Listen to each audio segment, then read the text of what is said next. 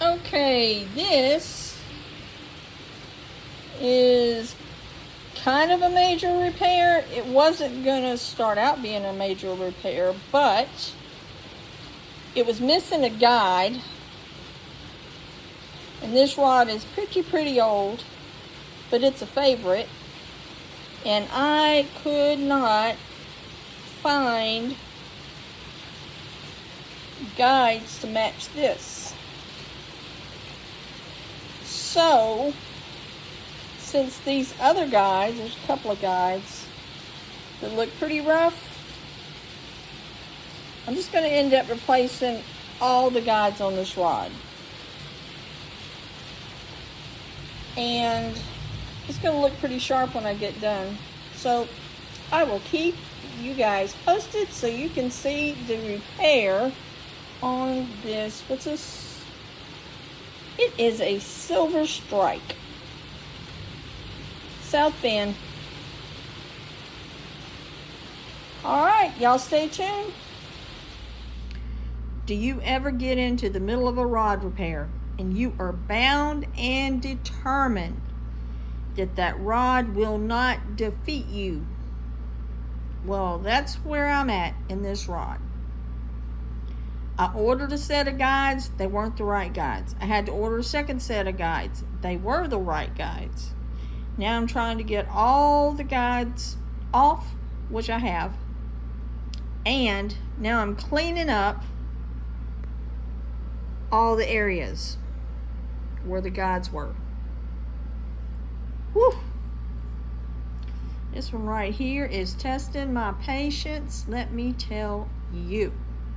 But I'm not giving up. Okay, I won. I beat this Silver Strike rod that was fighting me every step of the way.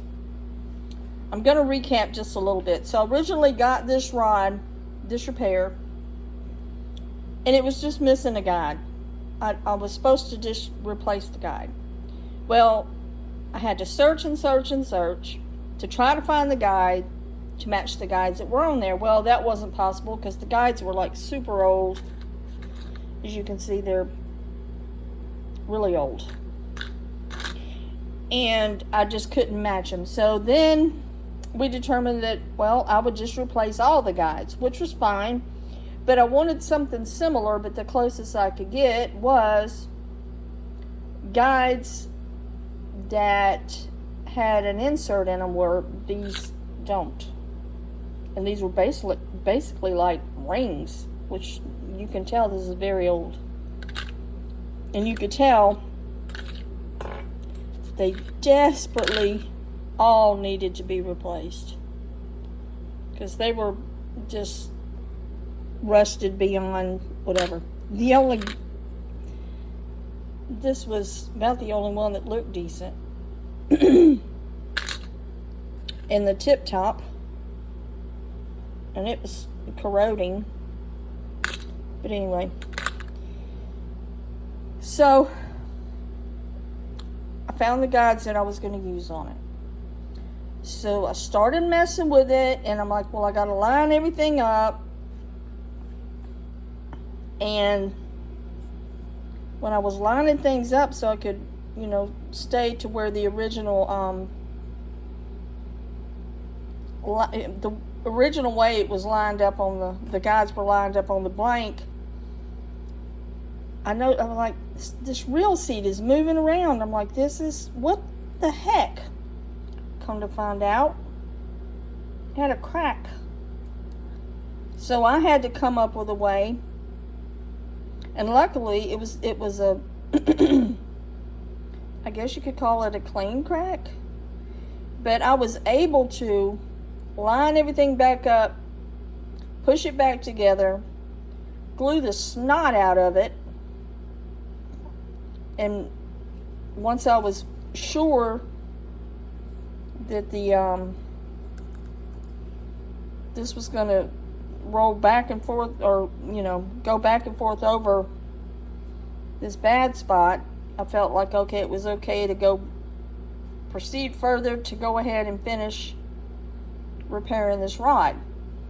which it did, thank goodness. And because I had already put so much time in it with searching for guides and everything else. But that's a lesson on my part that I learned. Check every single thing, which that was stupid of me because I normally do that. I don't know what I was thinking and why I didn't. But just check everything before you tell somebody you can fix it or what you would charge them to fix it. Which I told the gentleman how much I was going to charge him to fix it. And that was before I found this. But I promised the guy, I made a quote. So me and RNS, as RNS, if we quote somebody something, we're going to stick to that quote. The only way it'll change is if the customer decides they want something different once the quote is done. But if I say this is how much it's going to cost to fix it, that's how much it's going to cost to fix it. Basically, I'm ending up in this rod because I made the mistake. I'm paying the guy for him to allow me to fix this rod, basically. It doesn't matter. It's a lesson, and lessons are priceless. So, anyway, it's still a rough looking, because I really can't do anything with this unless I just replace it. I mean, I suppose I can, try to scrub it more, but I'm really not wanting to take that chance. But let's get to these new guides on here. Ta-da! Aren't they gorgeous? It's about the same height as the other guides were. They look nice. I even cleaned up around where it joins because this is a two-piece rod. But I replaced every guide. Every guide matches. Every guide's pretty and new. And it's got all its guides, all the number originally like it had before. And a new tip top. Everything new. Well, not everything new. Every guide new. All replaced.